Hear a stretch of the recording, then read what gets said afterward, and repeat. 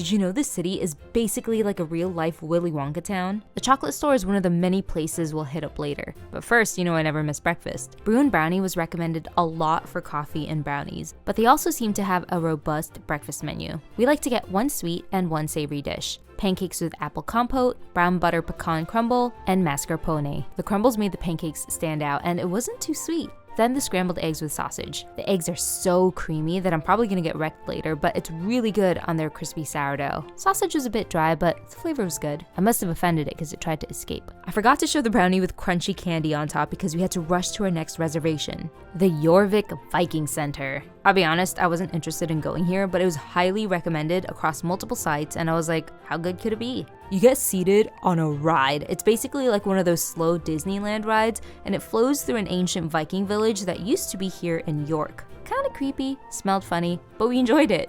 Alright, we've been having a lot of English food. I think it's time to get some momos. We went to Yak and Yeti, a Nepalese restaurant. The food takes time to get ready, but it's so worth it. Their chicken momos, aka steamed dumplings, were so juicy and the wrapper was fresh and tender. Splitting this with Doug was pretty substantial already, but we also got the dal bhat with goat curry. It's a meal setup with rice, lentil soup, tomato chutney, and our choice of curry. I love how everything came in these fancy metal goblets. They look small, but once you start digging in, it's actually a good amount of food. We devoured that goat curry, the lentil soup, and really everything else on that plate. This was so satisfying, the perfect meal before we stuffed ourselves with chocolates.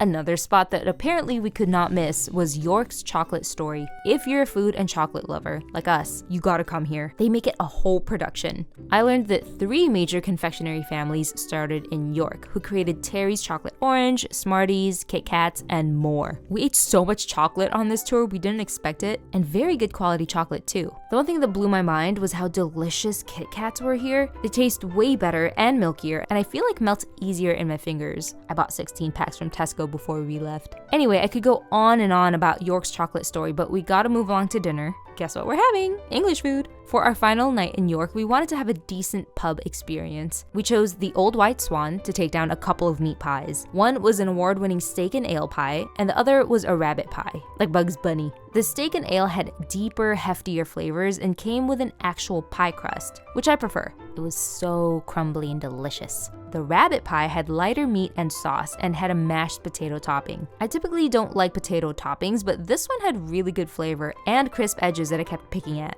This was a great way to finish our final night here in York. Tomorrow we still have one more day in England, filled with eating, of course. I'll see you then!